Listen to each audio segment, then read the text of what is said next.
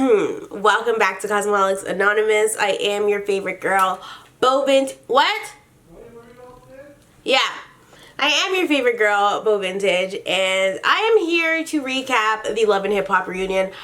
I almost did not do this video because I started watching and I'm like, why am I recapping this? Thank you. You know what? I don't mind these things. I'm not even gonna do my makeup. You figure that out. That's not for me to figure out. Get out. Get out. I'm recording.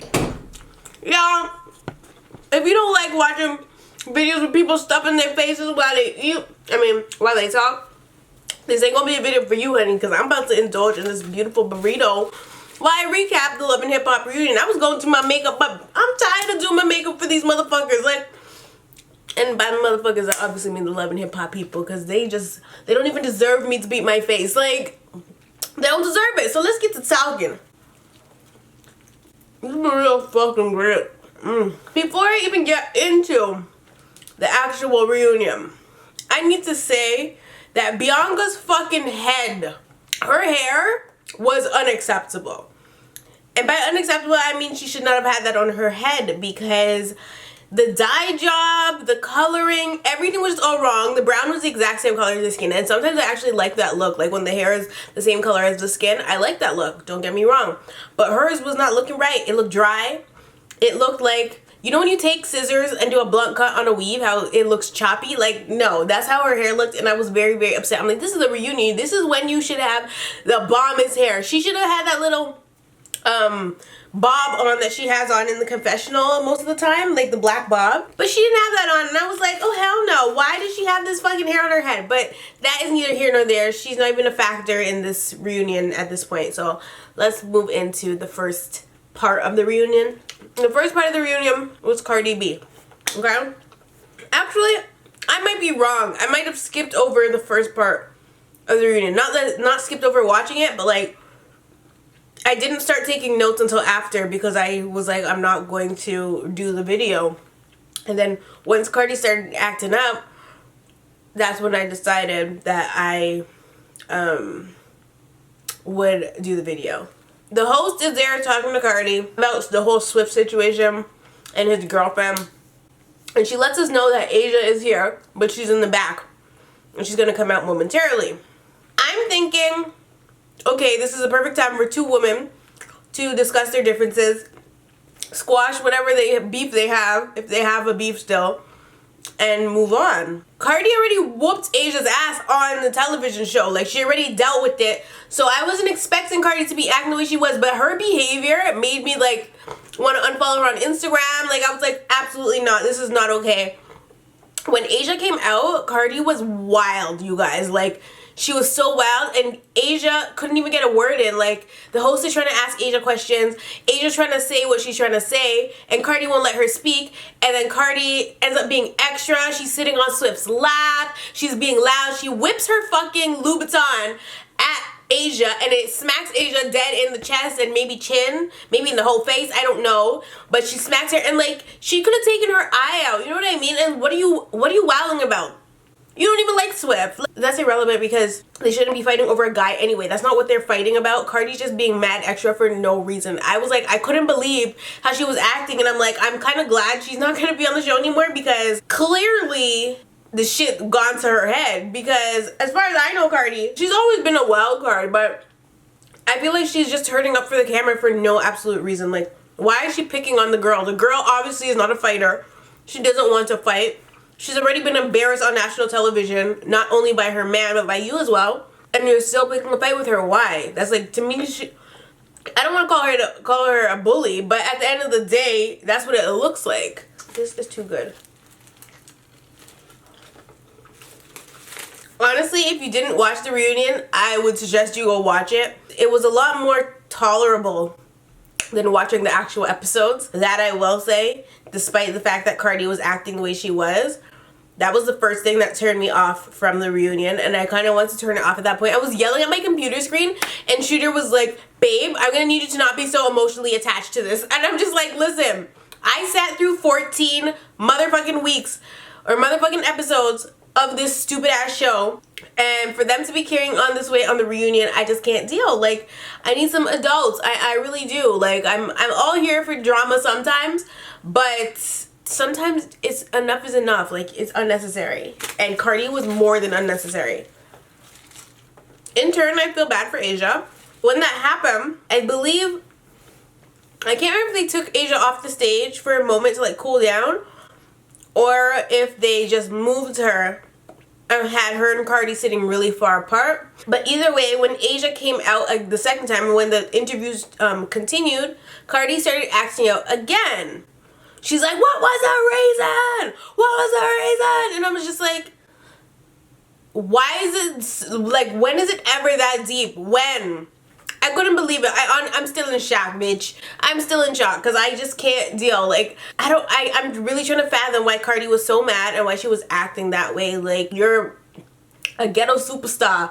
Why the hell are you mad at Asia? She's a nobody. Like, she really has Cardi in her feelings. She really has Cardi feeling bothered, but Cardi's trying to act like she's not bothered by Asia. She's talking about Asia judges women like her because she was a stripper and blah, blah, blah. And I honestly feel like Cardi made that shit up in her head. I don't know what she's talking about. I didn't see the text messages, obviously. The text messages that Asia sent to Swift's phone, but Cardi's making an assumption based off of that. Was Asia wrong to have been texting her man about Cardi? Yes, because she's never met her and blah, blah, blah. But if she's feeling insecure about it, she's feeling insecure about it. Asia's insecurity does not stem from Cardi. Sure, Cardi plays a role, but I can guarantee you that Asia's insecurity in her relationship stems from Swift. It's that simple. Only your man can make you feel insecure. Like, another bitch can't make you feel insecure. If your man has done something in the past and you stayed with him, you're going to feel insecure. If your man is hanging around somebody that obviously looks good, you're gonna feel insecure because niggas will be niggas. Like, you know what I mean? And so that is why Asia probably felt some type of way. It probably had nothing to do with Cardi being a stripper. That's in Cardi's head. Cardi feels bad about her own past. Gotta be. Because I don't understand why she's so pressed about Asia texting her man about his long hours in the studio with a bitch. Like, it is what it is. So the next people they called to the stage was Potato. So Cisco and Rich and them motherfuckers, Creep Squad, and a couple girls. Potato was going real hard, acting real hard, talking about he's gonna smack the shit out of Rich. And motherfucking Mariah Lynn was instigating the shit out the ass, and I was like, shut the fuck up. Like, I could not stand her, you guys, with her dumb ass purple wig. Like, I was so fucking mad. You have no idea. I was actually really pissed off because I'm just like, yo, why is she on stage? 1, 2, why is she talking? Like, it was unnecessary for her to be running her mouth like that. But she felt big and bad because Cisco was there threatening Rich, so she felt that she could jump into and say her little 1, 2 and blah blah blah and Ray tay tay tay tay. And I was just like, you're a whack ass bitch. Like, shut the fuck up. Cisco was threatening Rich. Cisco actually got up and was ready to charge at Rich. Rich didn't flinch. At first, he was just sitting there like, because he already knows security is going to be standing between them. They're not going to let that go down. So so Rich just sat there at first, but then he ended up getting up. And Cisco was just wilding, talking about how he's going to beat him up and all this. And Mariah Lynn's chiming in, giving her 2 cents. And I was annoyed. And at one point, wow, Rich wasn't really saying anything either. Like, when he was going hard and Mariah Lynn had stuff to say, like, he said a 1, 2 things to Mariah Lynn, but he didn't, like, go too hard. Meanwhile, she's over there doing the most. And by the most, I mean the most. This is why I need you guys to watch the fucking reunion. I can't even explain. I'm not even gonna mock what she did because I'll be embarrassed to mock her. Like, Remy Ma was sitting on the outskirts and her face said it all. Like, I was paying attention to everybody's face. The 2 people that were the most unimpressed sitting in the audience or sitting like on the side couches instead of like on the main stage was Remy and motherfucking Joelle Santana. Joelle was not here for the fuckery. Like, I was dead. I'm like, I kept looking at his face and his face was like this the whole time. And he was just slouched in his chair, like, he couldn't wait for the show to be over. He's like, I can't wait for this shit to be over. Like, realistically, I shouldn't even be here right now. That's how Joelle's face, his face and Remy's face said it all. And when Mariah Lynn was going off on the couch, Remy was looking at this bitch like, she wanted to beat her ass. Like, I hope you guys aren't mad that I'm not doing my makeup, but honestly, I have a nail appointment at 4 o'clock. And ain't nobody got time. If I do my makeup, it's gonna take me way too long to do this video. And I'm trying to get it done. It's almost done, to be honest. Another person that was mad unimpressed too was Papoose. So the 3 people that I like the most on the show ain't here for it. And quite frankly, neither am I. Mona needs to do better. These people need to do better. They're doing the most. Even Kimbella had her moments of doing the most. And Joel's face was still so annoyed and unimpressed. And like, obviously he can't control his girl. He can't tell her what to do, you know what I mean? But I know that he's probably embarrassed. So this dumbass host, and I'm so sorry, but she's dumb. Maybe she was trying to be funny, but she had the nerve to ask my nigga Papoose why he not in the creep squad. Really? Because he's not a whack ass old nigga. Like, what? And Papoose was like, me? I was like on the floor. So I'm like, why the hell is she asking Papoose why he's not a part of the creep squad? Nobody wants to be a part of the creep squad but the 4 motherfuckers on that stage that are fighting over who's in and who's out. Like, those niggas are whack. Did I say niggers? Oh my god. Those niggas are whack as fuck, okay? Nobody wants to be a part of the creep squad. Nobody in their right mind wants to be a part of the creep squad. People outside of the right mind, cool. They want to be a part of this creep squad. But people that are in their right mind do not want to be a part of that foolery. Tomfoolery at that. When she asked Papoose that, I was offended and insulted for him. I was so mad. I'm like, no, that's not even a funny question. Please go. Y'all was right. I should have been hosting the damn show because I would have told into every one of their asses, okay? I would have had all my notes there from the entire season and I would have tore their asses apart. I think Cisco brought it up to Peter and he said something about, like, he's the middle person or whatever, and so they were trying to say, like, why hasn't he, like, tried to, like, fix the situation? And and Peter was like, look, I've sat down with you guys on more than one occasion, and it should not take another grown man to fix something between 2 grown men that are supposed to be brothers. So he can't do anything. His hands are tied. Like, why is he gonna keep sitting down with 2 grown-ass niggas to do this? Like, it don't make sense. He has his own problems. He got 1,500 baby mamas, 10,000 kids. Like, I can't. Anyway, speaking of 10,000, Cisco actually ended up giving Peter a check for supposedly 10 grand. And the check went from Cisco to Peter, and then Peter got up and handed that motherfucker over to Tara, honey. Like, wasn't no keeping the check. He gave it to Tara. But I must say, the envelope that check was in was unacceptable, okay? I was like, if you had this in your pocket, it looked like he'd been carrying around his pocket for at least 3 months. Like, it doesn't look like he went and stopped at the bank, got a check, signed it, and prepared it for the reunion. It literally looked like it's been stuffed in that pocket. I feel like there was no check in there. I feel like it was just for show. Like, Tara finna open that check and it's not gonna have no numbers on it. Like, I'm so done. It's gonna be like void. It's gonna have a void stamp on it. But Tara took that check with no hesitation, folded it up, and stuffed it in her little bra and called it love, okay? I honestly don't even want to leave my house, but like, I've been having this nail broken forever now and I need a fill. So I got to go to my nail appointment. I always cancel my nail appointments, but I have to go today. It's not a game. Okay, so in the next part, I need a beverage, bro. In the next scene, they covered Jay and Snoop. Ugh, you guys know how I felt about them all fucking season. But the main question that was asked was about Jay leaving her son back home. And she's like, I left him with his father. Like, he's at that age now where he needs to be with that parent. So blah, blah, blah, blah, blah. So she's saying she left him with his father. So it's okay that she's abandoning him to further her career. Going absolutely the fuck nowhere. Like, she's not even furthering her career. That's the thing. It's not like she is gone to Hollywood and is going to be a famous actress and she has a role in a movie or something. No. You left him to go to New York to be on Love and Hip Hop. I don't know how much you're getting paid, but I can guarantee you it's not enough, okay? to be acting the ass on television. And Snoop actually called out Jay for that. He's like, she's doing too much, she's being all extra, and that's why he can't be with him. Fuck me. That's why she can't be with her. And yeah, like he just, oh my God, you know what, let me just have a bite of this burrito, because honestly, yeah, the way Snoop and Jay were going back and forth reminded me of like Maury or like Ricky Lake or Jerry Springer Child. I don't know, it felt like I was watching one of them damn talk shows where couples are having problems in their relationship and they're just yelling at each other, and it was just a hot fucking mess. I wasn't here for it personally. You probably weren't either.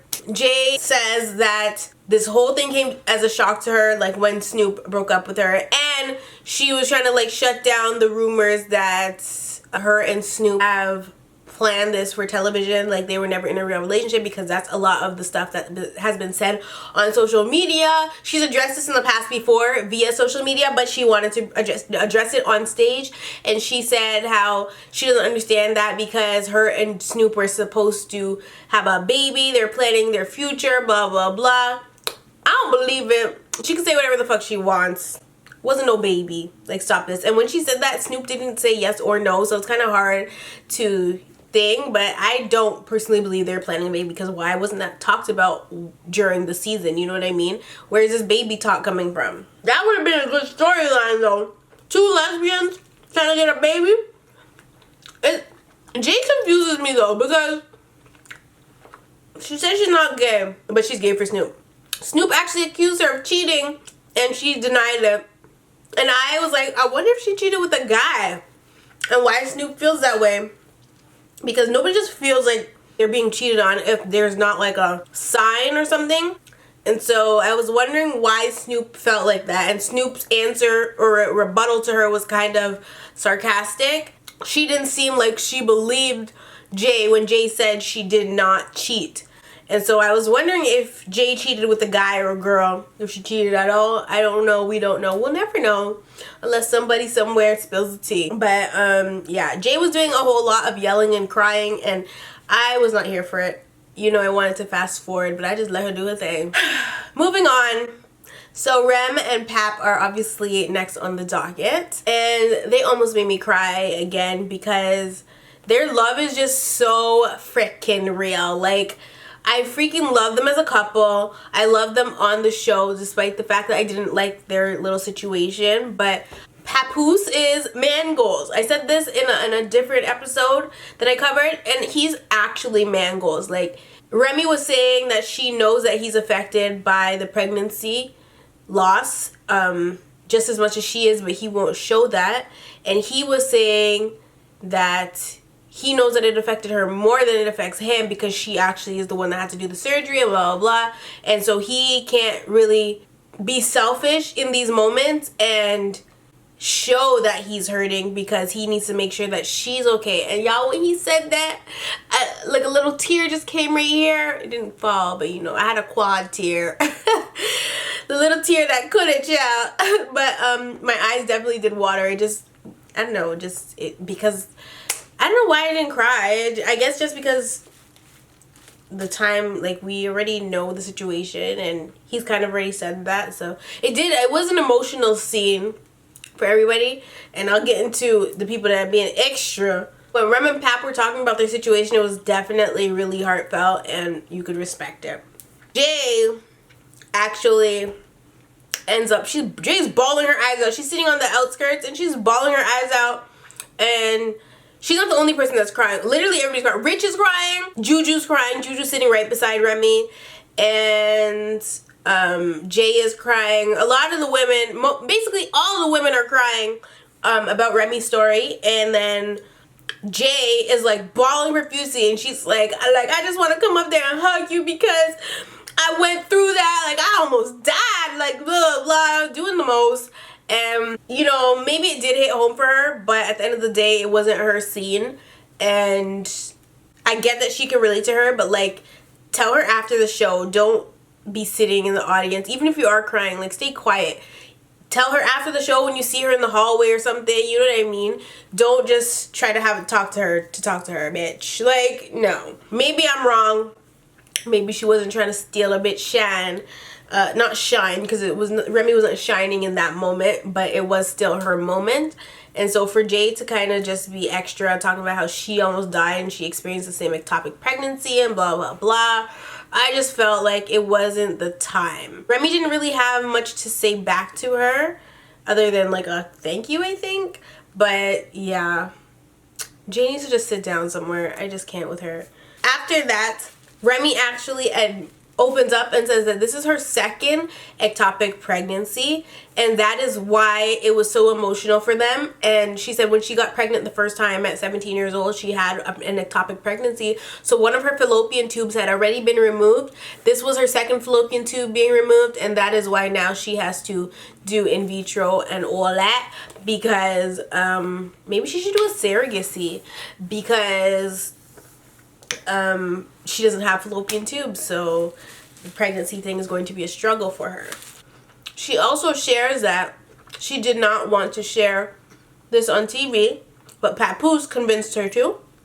And the reason Papoose convinced her to share the story is because he realized that there's a lot of other people in the world that are probably going through that, and for them to see Remy struggle with it, you never know who you can help, you know what I mean? So that's basically what he told her, and so that's why she ended up sharing it on the show. And that is why it played out the way that it did, because y'all know I was skeptical as hell. Even if they did act out those scenes, it was more of a reenactment than it was anything else, and that probably made it even harder for Remy to do, because it wasn't, not that it wasn't genuine, but it wasn't happening in real time. So it had already happened, and they were just sharing it on the show, I guess, as their storyline. And that's the part of me that doesn't agree with it. But I mean, it's true that she probably helped a lot of people or touched a lot of people by sharing her experience with that, because I'm sure that's something very hard to deal with. And so I respect her for that. I'll always respect Remy Chow. That's my bitch. Like, I can't. The last and final covering, I guess, was for, obviously, the bitter baby mama club, Yandy and the gang, whatever you want to call them. I didn't know what to take from the situation at first, because it was the same old. Like, Erika was coming sideways at Yandy. Yandy is brushing her off. Everybody's just doing the most. Samantha was probably the most quiet. I honestly feel like Samantha could be a cool ass bitch if she wasn't hanging out with dumbass Erika. Like, I don't care. I don't like Erika. I don't like her. Even if I don't care for Yandy, I just do not like Erika. She's just the, I don't like her or her dumbass veneers, bitch. Like, I can't. Yeah, Samantha was the most quiet during the scene, but they had asked Yandy about the timeline, and she's like, listen, anything that happened before me, you're gonna have to ask Mendeecees, because I don't know. Mendeecees ends up doing a phone interview, I guess, with the host, and some might say that he was coached on what to say before he had to do the show. But at the end of the day, lay the shit to rest. Like, it's not even important. Who cares when he was with who? Like, all that shit is irrelevant. And at the end of the day, Erika's just gonna continue to look stupid, and she looks crazy, because even if he was coached on what to say, even if that's a lie that he's telling, you still look stupid at the end of the day. Mendeecees is not claiming you. Let it the fuck go. Mendeecees went on there. He said, this is what it is, and this is what it's gonna be, okay? And Erika could not accept that, because once they stopped playing the clip from Mendeecees, Erika still tried to carry on and say that it's basically a lie, and she just looks so stupid. The whole audience was like, girl, bye. Like, the audience was like, no, this is too much, because she's in some serious denial. At the end of the day, he claims Samantha, he's claiming Yandy, he's not claiming you. And it has nothing to do with Yandy. He obviously wasn't claiming her from before. Are you his baby mother? Yes. Can you ever not be his baby mother? No. At the end of the day, he's not claiming you, so get the fuck over it. I don't even understand why this seems to be their one argument that they're always having, whether or not her and Mendeecees dated. Mendeecees said they did not date. He brought her to Aruba or wherever as a friend, which I ain't even going. Is that weird? Yes, but I mean, drug dealers do weird things, so it is what it is. She's not the first side bitch to go on vacation. She's not the first side bitch to put something in her name for a drug dealer. Okay, so I'm confused. I don't know why Erika is in such denial, but she's definitely in denial. I don't know if she'll ever get past that. She wants to be claimed so bad, but nobody will claim her. Nobody will admit that she was in a relationship with the man, and she needs to just move the fuck on with her life. I don't get why it's such a big deal. Who cares? The nigga's in jail. Like, Yandy shouldn't even want to claim him. Like, what? He's in jail. Why is this an argument? And why are the two other baby mothers going so hard trying to prove that Yandy and Mendeecees are not really married and this, that, and the third? And I'm just like, y'all not tired? Like, I'm tired. I'm personally tired, so I don't understand how you guys are still going so hard. Like, it's so draining. And next week is going to be even more draining, but it looks a little bit more action-packed. A fight actually did break out, I think, between Mendeecees' sister, who was also on stage, and maybe Samantha, because Samantha was ready and willing to fight, honey. Like, I think Samantha got them hands. I ain't gonna lie. Like, I really think she could do some damage. And so she was ready to fight. What's the sister's name? Neffy? No, it's not Neffy. I'm thinking of Keisha Cole, child. I don't know what the sister's name is. But she was definitely ready to fight. Kim and Judy were gonna fight. Like, everybody's gonna fight. Judy's wildin'. And I've seen a lot of different comments from people that like Yandy, people that don't like Yandy, people that like Erika, people that don't like Erika, and some people are saying, or some people do think, that the reason that Judy and Mendeecees' sister are so team Yandy is because Yandy's the one with the bank account. Without Yandy, there's no storyline, basically, or nobody gets a check. And so that is a good point, I guess, but I mean, you'd have to, for everybody in your family to be an opportunist, that would be kind of weird. A lot of people say Mendeecees is only with Yandy, only wants to marry Yandy because she has money, but Mendeecees had his own money.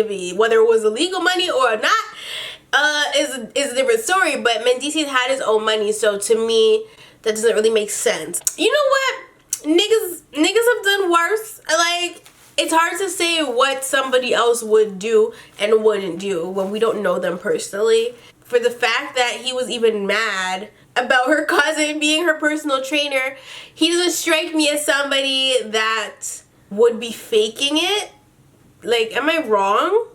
He doesn't strike me as the type of person that would just want to be with Yandy because she has money or whatever. Like, it just doesn't make sense to me. He's a grown-ass man. He's not getting a piece of her pie, clearly, because she's not sent the papers off. But then a lot of people are saying the reason she didn't send the papers off is because she knows that Mendeecees just wants her for her money and blah, blah, blah. And I'm just like, what kind of world do we live in that niggas is marrying bitches or trying to marry bitches for their money? Like, I thought that girls were supposed to be sugar babies, not boys, child. Like, I don't know, man. It's really hard to tell. But if Mendeecees and Yandy are in a sugar baby, sugar mama relationship, that is hilarious. That is good TV. Now that would be a good show, honey. Give them a spin-off, bitch. Come through, Mona, with the spin-off for Mendeecees, the sugar baby. Okay, I need to watch this. Like, if that's the case, Mendeecees should be holding a sugar baby course, because he is the most iconic sugar baby of all time. I'll tell you that. For the fact that his sugar mama is out and he's in jail and his sugar mama is still taking up for him, that speaks volumes, honey. He is the sugar baby of the year, okay? If that's the case. But I personally don't think he is. But yeah, sorry that I didn't do my makeup, even though I put my eyebrows on so that I could do my makeup. And I'm just not feeling it. Like, I don't want to do my makeup. I just want to go get my nails done. So yeah, I love you all, and I will definitely see you in the next one.